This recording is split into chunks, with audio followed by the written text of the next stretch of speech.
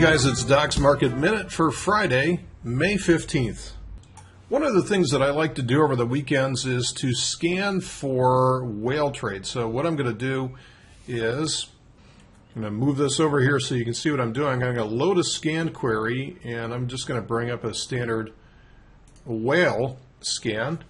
And what I'm looking for is price above 15, volume above a million, and then we've got the fractal energy indicator looking for at least a value of 55. So we have the monthly, weekly, and the daily charts all wound up, and that spring is really coiled up tightly.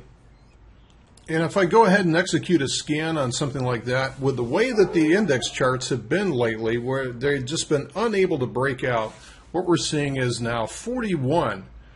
And that's kind of a lot of work to go through 41 different charts and figure out which ones of those are likely my 2 or 3 or 4 best opportunities from that. So I can do it fairly quickly. Again, can probably go through that in about 15 to 20 minutes or so.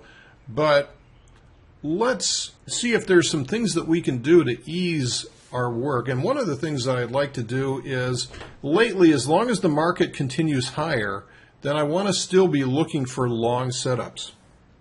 So if we just all agree that anything above a 200-day simple moving average on the daily chart is generally a long setup, then what I can do is add this study filter here. And what I'm going to do is add that to be custom. And I'm just going to quickly go through here and look for a study, which is going to be a simple moving average. Right there, simple moving average, and I'm going to set that for 200.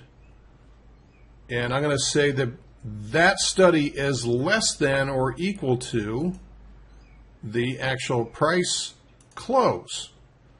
And so I've just created another condition here, basically saying that I want the price to be above the 200-day simple moving average as part of this scan.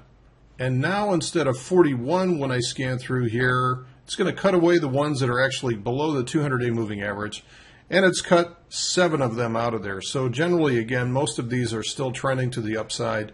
That's okay, but I've just reduced my workload by 7 additional candidates to go through. So this has really become a stock picker's market lately. You've got to do the homework to find the stocks that are moving or getting ready to move, and then focus on those versus playing the indices, which is what I've done for years. Usually there's more than enough opportunity just playing the S&P and the Russell 2000 and the Dow, but these days that hasn't been necessarily the case. Those have not been moving, which is great for iron condors, but we have so little implied volatility to play with on these that it's actually creating more risk than it's worth to sell those. So as a result of that, it's a stock picker's market. We need to understand how to use these scanning tools that we have in these excellent broker platforms to be able to thin out the herd and go from 8,000 stocks down to something more reasonable. I can go through a list of 34 in no time at all.